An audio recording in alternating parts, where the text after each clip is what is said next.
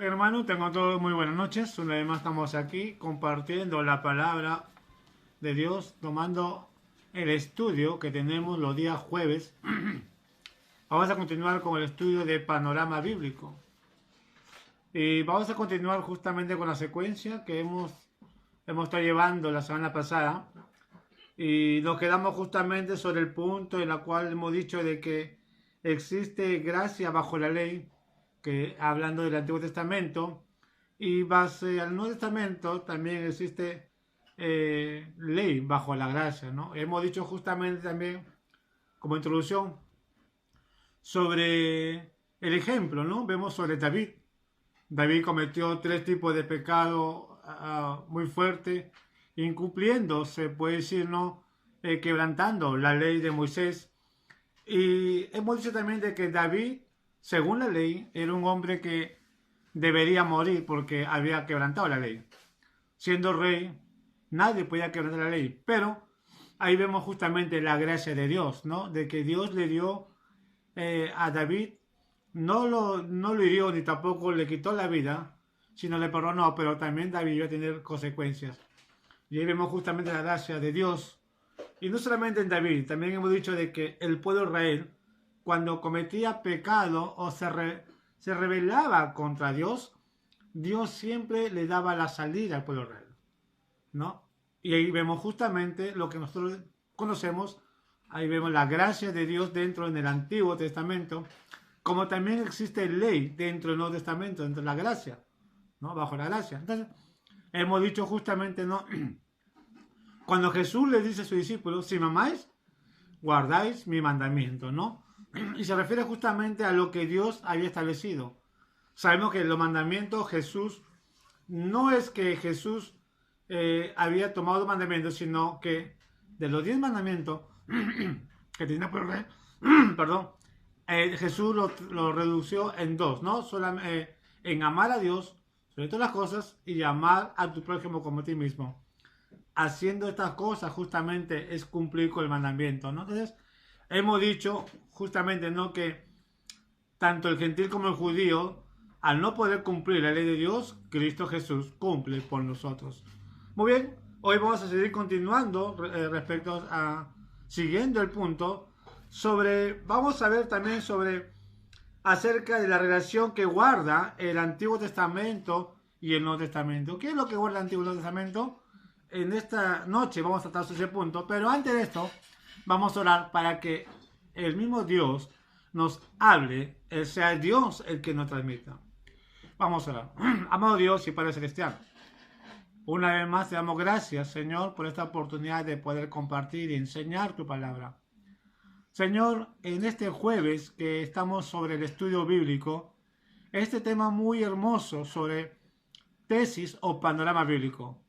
Padre, queremos ampliar un poco nuestro conocimiento. Sé que es un punto o un estudio muy amplio, pero lo que queremos, Señor, es al menos tener un concepto base sobre cómo vino tu palabra aquí, o cómo tú enviaste tu palabra a Dios.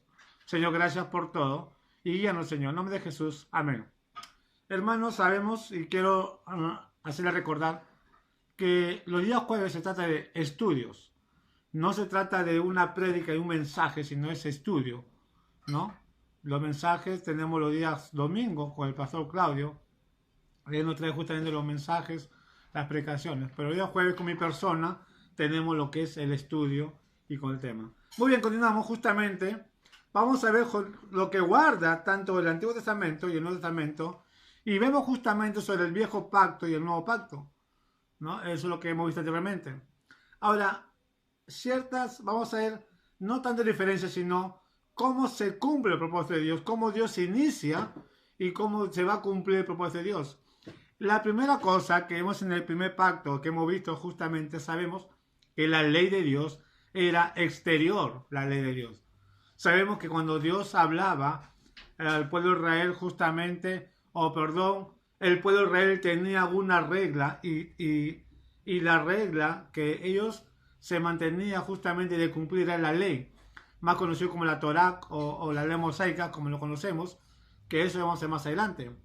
Sin embargo, en el nuevo pacto tenemos la ley ya no por medio de pergaminos, ya no por medio de unas piedras, como antiguamente se hacía, sino que la ley ahora es interior, ya está dentro de nosotros, de nuestro corazón.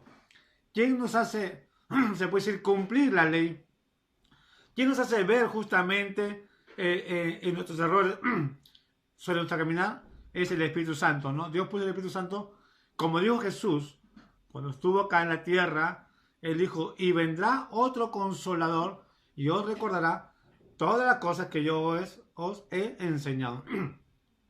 Ahí vemos justamente que Dios no es el Espíritu Santo y al tener el Espíritu Santo viene justamente a la ley dentro de nosotros, ¿no? Entonces, en el viejo pacto tenemos que la ley es externa y en el nuevo pacto la ley es interna, ¿no?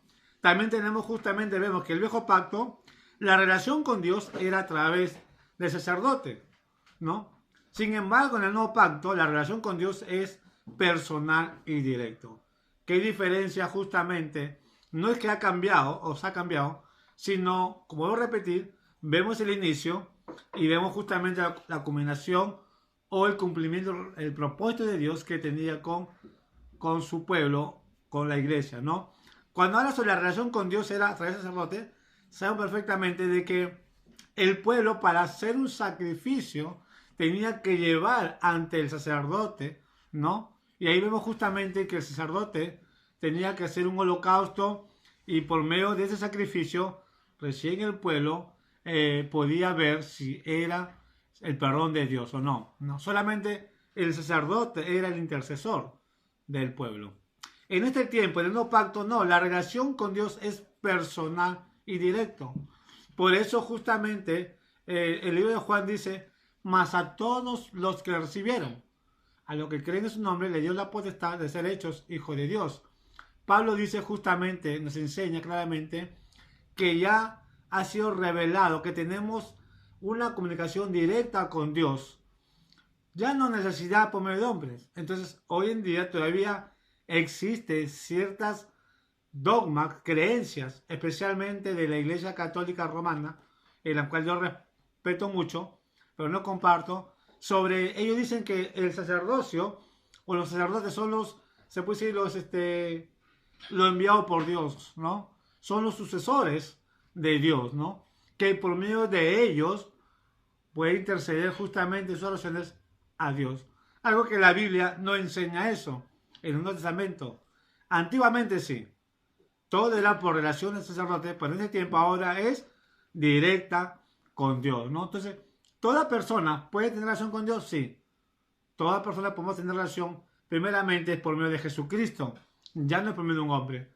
Entonces, todo aquel que es salvo puede tener y tiene la certeza, la seguridad de tener un contacto directo con Dios. Entonces, vemos justamente ahí. En el viejo pacto vemos también la provisión por los pecados era por tiempo limitado, ¿no? Interesante. La provisión por los pecados era por tiempos limitados. Sin embargo, en el nuevo pacto vemos que la provisión por los pecados es permanente, ¿no? Entonces, ¿qué vemos ahí justamente? Vamos a compartir un poco. Sabemos que la provisión, ¿por qué dice que era momentáneo? Por los pecados era tiempo limitado. Porque cada año se celebra la Pascua. El sumo sacerdote tenía que presentar el cordero pascual.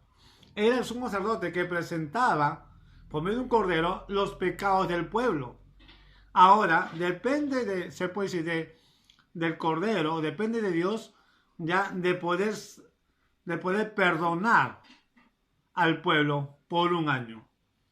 Entonces, ¿cómo se veía justamente? Según sabemos que cuando el sumo sacerdote entraba, sabemos perfectamente por historia, que entraba por medio de una soga y amarrar campanitas justamente.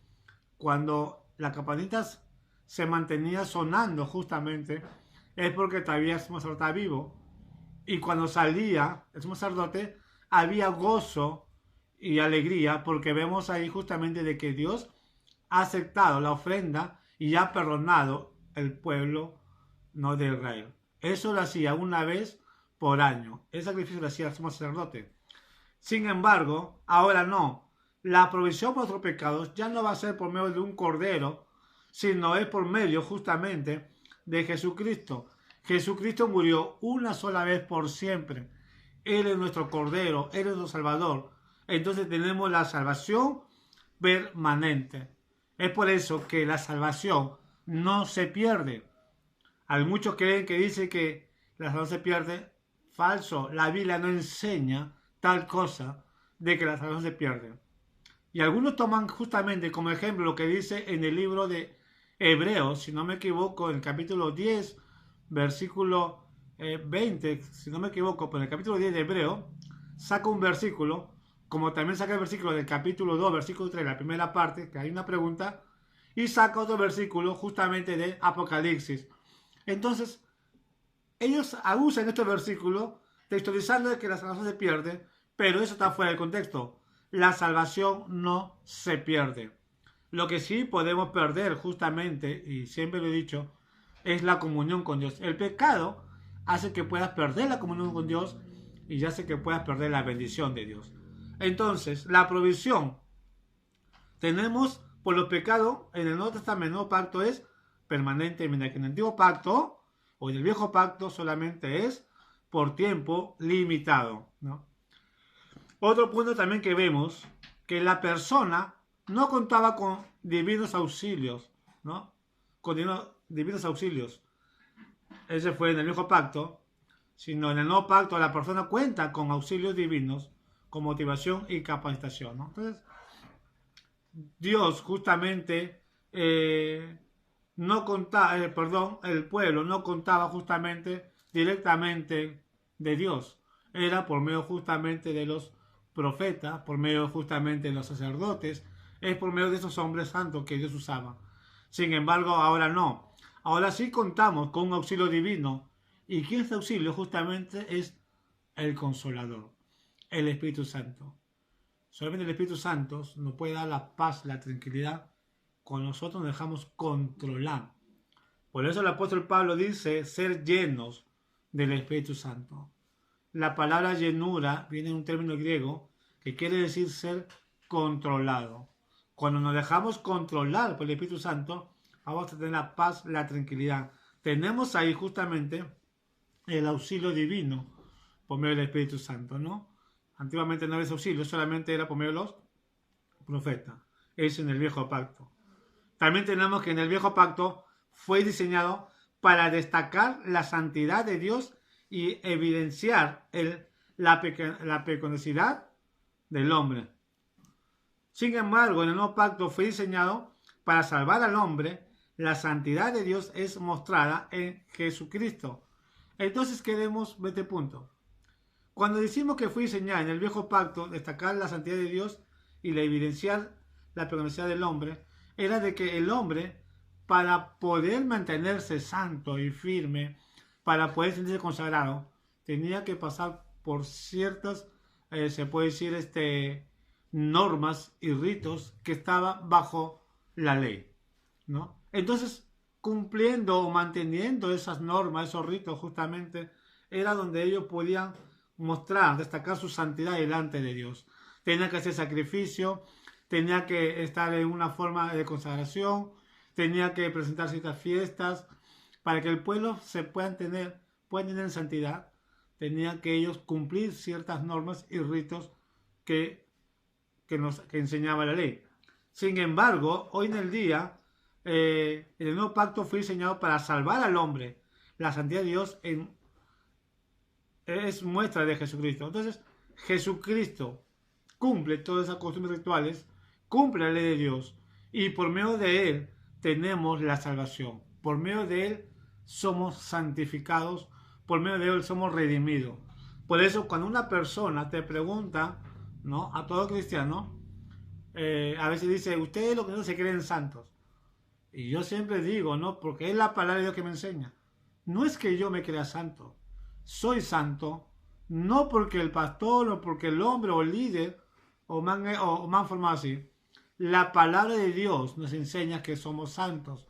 Toda persona creyente que ha recibido a Jesucristo son santos. La Biblia habla de santo. Y cuando habla de santo, se refiere a que somos santificados, somos limpiados por la sangre de Cristo. En ese aspecto somos santos. Pero hay una diferencia. Ser santos no podemos confundir con ser perfecto. Ni un hombre en esta tierra es perfecto.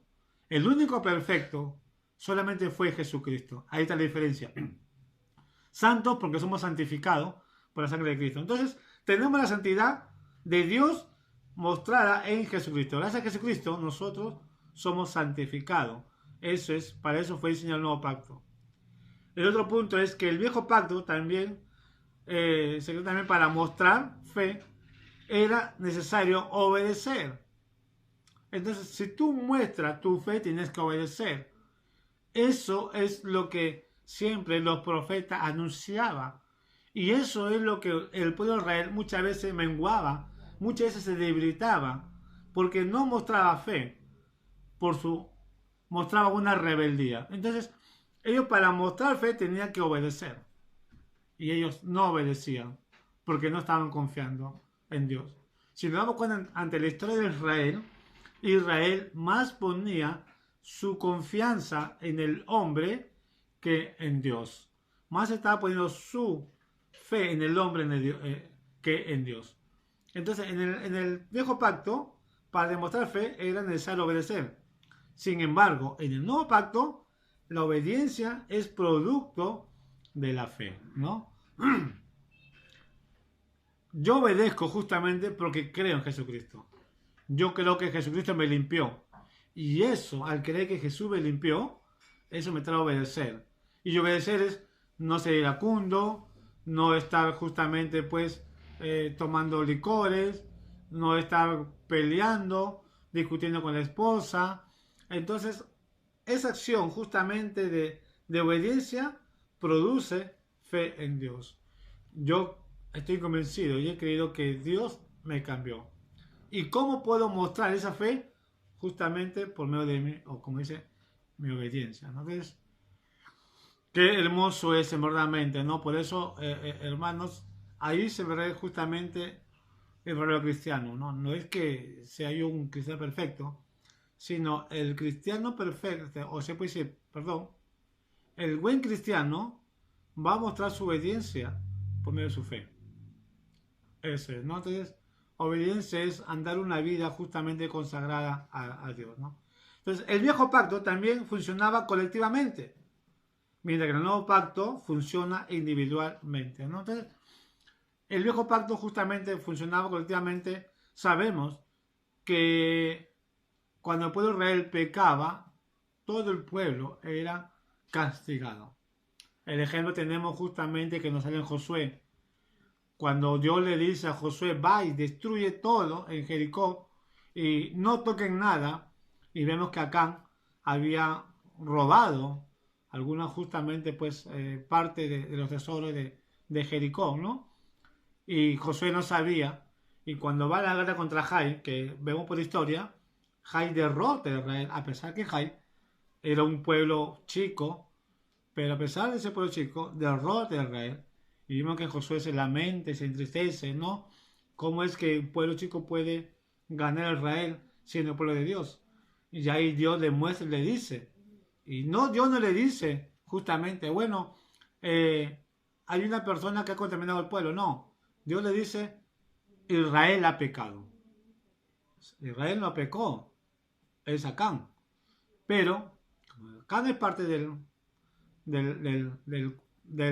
perdón, es parte del pueblo, entonces todo el pueblo se contamina, ¿no? Entonces, el viejo pacto funcionaba colectivamente, ¿no? Y vemos ahí justamente que ya Josué tenía que actuar y proceder, ¿no? Y limpiar el pueblo de Israel.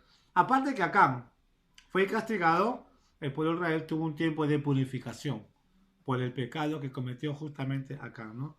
Sin embargo, hoy en el nuevo pacto funciona individualmente. Dios bendice individualmente. Ojo, y acá hay otro detalle también que queremos tratar. Cuando también funciona individualmente, no quiere decir también de que, bueno, si yo peco, el castigo para mí se acabó. No. Hay que tener mucho cuidado también en ese punto. Nosotros somos el cuerpo de Cristo. Cristo es la cabeza y la iglesia es el cuerpo.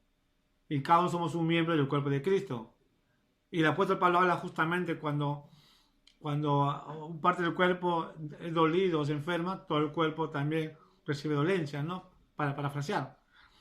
¿Qué quiere decir eso, hermano? Que muchas veces, cuando no tomamos medidas, disciplina en la iglesia, a pesar que vemos el pecado, también no viene la bendición de Dios. Dios se encarga de reprender y exhortar y castigar a la persona, de disciplinar a la persona por sus errores, su pecado. Pero la iglesia no recibe bendiciones. Ese es el punto, lastimosamente, y quiero tratar ese punto. A veces decimos, bueno, Él dará cuenta a Dios. Ya Dios lo castigará por su rebelión, su pecado. Pero no es así. Si la iglesia no toma cartas sobre el asunto, a pesar que esa persona está andando mal y no disciplina, la iglesia no va a recibir bendición de Dios. Es por eso de que es importante de que la iglesia debe ser una iglesia bíblica. Y a veces suena tajante cuando sale la disciplina. Pero la disciplina es bíblico. Ya lo que yo aprendí y la iglesia y enseña la Biblia, una iglesia que no disciplina es una iglesia mediocre. Una iglesia que no actúa conforme al principio bíblico y no exhorta el pecado, no reprende el pecado, prácticamente no se puede tajante contra el pecado, es una iglesia mediocre. Acá no se trata de ser sensible, acá se trata justamente de exhortar, de encaminar a los hermanos. Eso es lo que tenemos que nosotros hacer como iglesia, no permitir el pecado. El hermano tendrá que entender. Si el hermano que está mal no entiende, entonces no es un verdadero cristiano. Y a veces justamente, ¿por qué actúan mal? Porque no está siendo disciplinado por la iglesia, no está siendo disciplinado por los líderes. Vemos el pecado, vemos justamente estando mal, y lo primero que decimos es, bueno, Él dará cuenta a Dios. Ya Dios se encargará. Y no es así. Para eso Dios dejó líderes y dejó su palabra para poder nosotros guiarnos qué es lo que tenemos que hacer cuando una persona anda en pecado. Tenemos que disciplinar, ¿no? Muy bien, entonces no quiero hablar mucho. Entonces vemos justamente que el viejo pacto funcionaba colectivamente. Sin embargo, en el nuevo pacto funciona individualmente, ¿no? En el viejo pacto termina con la muerte de Cristo. Y en el nuevo pacto empezó al morir Cristo. Quiero enfocar algo porque justamente yo enseñé más antes de que el viejo pacto no termina, ¿no? Sino sigue vigente. ¿En qué terminó? Termina con la muerte de Cristo. Ya acabo hoy. En que sabemos perfectamente, vamos a ver un poco de historia para poder entender. Sé que el tiempo es corto. El pueblo de Israel, el pueblo judío, tenían normas y leyes que tenía que acatar respecto a la Torá.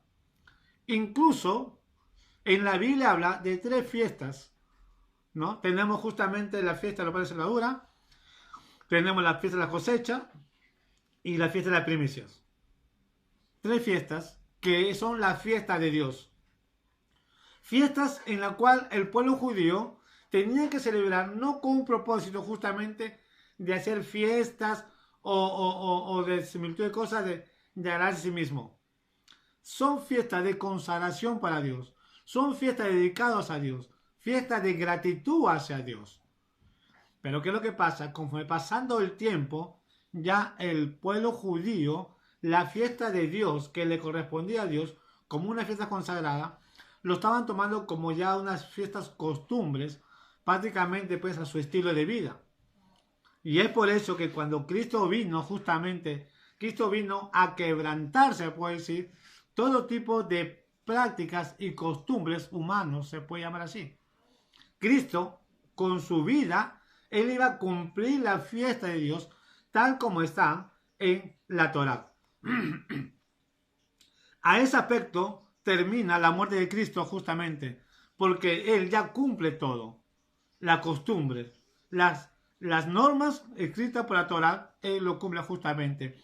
Y por medio de Cristo, prácticamente, ya no necesitamos ser sacrificio, ya no necesitamos ser holocausto, ya no necesitamos ser ciertos rituales que el pueblo judío tenía que cumplir, porque Cristo ya lo cumplió Él en su cuerpo. Por eso, en el nuevo pacto empieza al morir Cristo. Al morir Cristo justamente, y al tercer resucita, ya la iglesia ya viene recibiendo lo que es la gracia de Dios, manteniendo justamente se puede decir esa relación que Dios siempre ha querido con el hombre, ¿no? Ya la iglesia prácticamente se encamina obedeciendo a Dios por medio de Jesucristo, cumpliendo la ley por medio de Jesucristo, ¿no? Algo interesante, ¿no? Justamente la ley no queda vigente, la ley todavía se mantiene y se seguirá manteniendo porque lo que es de Dios, el hombre no lo puede, se puede decir, no lo puede abolear, al contrario, las cosas de siempre van a permanecer para siempre. Esto respecto a lo que es el antiguo pacto y al nuevo pacto. Muy bien. La iniciativa de la gracia de Dios es a través de la sangre de Cristo. Hablando respecto al nuevo pacto, la iniciativa de la gracia de Dios es a través de la sangre de Jesucristo derramada en la cruz, mediante la cual ha prometido y provisto la salvación incondicionalmente a aquellos que acepten, por medio de la fe, los beneficios y las bendiciones de la expiación, ¿no? Qué maravilloso, justamente por medio de Cristo tenemos ese regalo inmerecido. Por medio de Jesucristo tenemos esa libertad de decidir, de que nosotros podamos tener la salvación. Ya no necesitamos rituales, ya no necesitamos hacer ciertas, se puede decir, prácticas que los judíos lo hacían, sino ya ahora necesitamos solamente de recibir a Cristo por la fe. Y por medio de Cristo tenemos la bendición maravillosa. Qué hermoso es verdaderamente, pues, saber justamente cómo Dios ha mantenido justamente su palabra, cómo Dios nos muestra que el Antiguo Testamento es el inicio justamente de un cumplimiento hacia el Nuevo Testamento, ¿no? ¿Qué significa eso justamente? De que el Antiguo Testamento es el inicio y el Nuevo Testamento es la culminación, que eso vamos a ver justamente después. Respecto al Antiguo Testamento, sabemos que el Antiguo Testamento y el Nuevo Testamento es como una pirámide, un triángulo, ¿no? El Nuevo Testamento sin el Antiguo no es nada, y el Antiguo sin el Nuevo no es nada, ¿no? Entonces vamos a ver justamente algunas comparaciones, tanto en el Antiguo Testamento como en el Nuevo Testamento. El Antiguo Testamento da principios de la revelación de Dios. Justamente por eso vemos que cuando la Biblia se inicia con el libro de Génesis, que en hebreo significa Bereshit, en la cual significa comienzo, ¿no? Entonces ahí vemos comienzo, el principio. El principio de la revelación de Dios. Dios se va a revelar justamente por medio del Antiguo Testamento, ¿no? Va a revelarse justamente, ¿no? Respecto a los principios de Dios, ¿no? Sin embargo, el Nuevo Testamento completa la revelación de Dios. Qué maravilloso, ¿no? Como Dios aún nos da a nosotros, a la iglesia, la confianza de nosotros ser revelado el propósito de Dios. Algo que los profetas no conocían. Los judíos no conocían. Dios le dio a la iglesia justamente la revelación, ¿no? En el Nuevo Testamento. Qué maravilloso es el Señor, verdaderamente. El Antiguo Testamento predice a Cristo como el Mesías. Desde Génesis hasta Malaquías, el último libro del Antiguo Testamento, toda la Biblia, todo el Antiguo Testamento habla del Mesías. Se va a enfocar justamente en el Mesías. Predice a Cristo como el Mesías. Para muchos judíos ortodoxos fundamentalistas no aceptan justamente eso, pero es el propósito de Dios de revelar a Cristo como el Mesías. Sin embargo, en el Nuevo Testamento ya presenta a Cristo como el Mesías. Qué maravilloso, ¿no? El Antiguo Testamento, el Antiguo, ya se estaba preparando hacia un Redentor futural. ¿Y dónde se revela? En el Nuevo Testamento, ¿no? Es como por decir los profetas. El último profeta del Antiguo Testamento se le conoce como Juan el Bautista. Porque Juan el Bautista justamente, él es el único profeta que pudo ver, el último profeta del Antiguo Testamento que pudo ver al Mesías. Mientras que todos los profetas anunciaban de un Mesías, él es el único que ya no anunciaba de un Mesías venidero, sino él estaba prácticamente anunciando que allá estaba el Mesías. Él pudo ver al Mesías. Qué gran privilegio habrá sido para el profeta Juan el Bautista, ¿no? Entonces vemos que en el Nuevo Testamento predice a Cristo como el Mesías y en el Nuevo Testamento presenta a Cristo como el Mesías. En el Antiguo Testamento requiere fe para salvación, igual que en el Nuevo Testamento. Ambos se requería fe para salvación. Pero una diferencia. ¿Cómo ellos mostraban su fe para salvación? Por medio de holocausto, por medio de los sacrificios que Dios mandaba, ¿no? Entonces, por medio de siendo holocausto, ellos estaban mostrando fe para salvación. Haciendo ese tipo de holocausto, ellos estaban manteniendo su fe que en el futuro iba a venir un Mesías, ya no, a salvar el mundo. Sin embargo, ahora ya no necesitamos holocausto, simplemente es creer que Jesucristo ya vino, murió en la cruz y resucitó al tercer día. El Antiguo Testamento también predice el plan profético de Dios. Vemos de Génesis, Daniel, justamente aún Moisés, predice justamente el plan profético de Dios. Los profetas hablan de la profecía de Dios, ¿no? Entonces, el Antiguo Testamento predice el plan profético de Dios. Sin embargo, en el Nuevo Testamento presenta el plan profeta de Dios. ¡Qué maravilloso! Hermano, es algo que queremos tomar en cuenta. Mira, en el Antiguo Testamento los profetas hablaban sobre el castigo que Dios le está dando a Israel por su desobediencia. Pero a la vez también Dios le da esa ley y le dice a Israel, en el futuro viene un Mesías, un Redentor. Solamente es creer en Dios, creer en su Redentor. Muchos judíos creyeron y otros no creyeron. Ese es por el lado del Antiguo Testamento. Sin embargo, en el Nuevo Testamento presenta ya el plan profético de Dios. Ya conocemos cuál es el plan de Dios. Algo que el Antiguo Testamento, o los hombres del Antiguo Testamento, los profetas, no conocían muy poco. Daniel fue uno de los que sí conoce, pero eran hombres, los pocos hombres que conocían sobre el plan de Dios, el plan profético. Sin embargo, hoy la iglesia tenemos esa visión, tenemos esa bendición grande de conocer el plan profético de Dios. ¿Sabe lo que pasa? Es que la ignorancia no nos hace ver porque no estamos leyendo, no estamos estudiando, no estamos empapándonos, como se dice en la palabra de Dios, no estamos viendo el plan de Dios. Nos conformamos simplemente con escuchar, nos conformamos simplemente con ir a la iglesia, pero no estamos estudiando nosotros mismos. Si tú puedes estudiar, te vas a dar cuenta sobre las maravillas de Dios, sobre su plan de Dios. Eso es lo que trae el Nuevo Testamento, presenta el plan de Dios.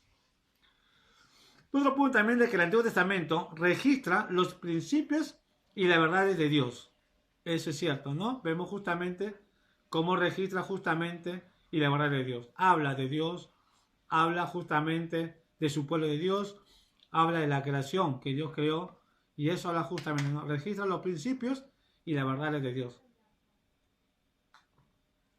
Sin embargo, el Nuevo Testamento repite y refuerza los principios y la verdad de Dios. Entonces, el Nuevo Testamento va a reforzar lo que dice el Antiguo Testamento.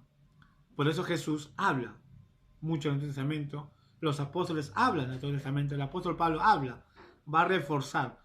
Va a decir justamente que todo lo que pasó en el Nuevo Testamento, todo lo que está pasando, era porque ya ha sido escrito antes. Y eso se ve en el Antiguo Testamento. El Nuevo Testamento está encubierto en el Antiguo Testamento. Y vemos que el Antiguo Testamento es revelado en el Nuevo Testamento. ¿Qué vemos ahí justamente? El Nuevo Testamento ya hablaba de los propósitos de Dios, ¿no? Ahí estaba justamente cubierto, estaba ahí. Ya el plan de Dios se manifestaba y se hablaba. Eso lo hablaba por medio de los profetas. En el Nuevo Testamento revela lo que el Antiguo Testamento había anunciado, ¿no? Entonces, el Antiguo Testamento está revelado en el Nuevo Testamento. Ya Dios destapa su plan de Dios justamente en el Nuevo Testamento. Hay que recordar que Dios le dice justamente a Daniel, en una profecía, vamos a recordar un poquito, le dice, ve y cierra el libro de la profecía y será encerrado por un lapso de tiempo. Y Daniel se queda sorprendido. Entonces, ¿cuándo se iba a revelar eso? ¿Cuándo se iba a abrir? Estaba abierto justamente. Apocalipsis es un libro donde nos habla el propósito de Dios, la comunicación de Dios. Lo que Daniel había anunciado, Dios lo revela justamente y tenemos Apocalipsis. Apocalipsis se puede decir, algunos dicen que es la secuencia de Daniel, ¿no? Esa es la maravilla de Dios. Dios nos ha revelado justamente de lo que para el pueblo judío o el pueblo de Israel estaba justamente todavía oculto al plan de Dios que va a ser revelado al tiempo. Dios lo reveló para la iglesia. Eso es lo maravilloso. Esa es la bendición grande que tenemos nosotros. Por eso dicen justamente que los ángeles, si estuvieran en nuestro tiempo, ellos anhelarían estar aquí predicando el Evangelio, anunciando el Evangelio. Pero Dios no le da ese privilegio. Y a pesar de que no se privilegio nosotros, aún nosotros lo estamos ocultando justamente. ¿Por qué? Porque más nuestro pensamiento, más están las cosas materiales que en las cosas de Dios. No es malo nosotros surgir y tener una propiedad, tener justamente una comodidad. Lo malo está cuando nos descuidamos de Dios y enfocamos primero los materiales y dejamos de Dios al lado. Desconociendo las riquezas que Dios nos ha dejado, las maravillas que nos ha dejado, hermanos. Qué maravilloso es. Muy bien, seguimos. El Antiguo Testamento sostiene la verdad acerca de Dios, el hombre, el pecado, la salvación, ¿no? Y etcétera, ¿no? Entonces, ¿sostiene la verdad acerca de Dios? Sí, son estas cosas. Sin embargo, el Nuevo Testamento afirma la verdad acerca de Dios, del hombre, el pecado y la salvación, ¿no? Justamente similar de lo que hemos dicho justamente más antes. O sea, el Nuevo Testamento sostiene la verdad, habla, pero ya el Nuevo Testamento ya está reafirmando, está prácticamente, está asegurando lo que hizo el Nuevo Testamento, que todo lo que dice es cierto y es palabra de Dios.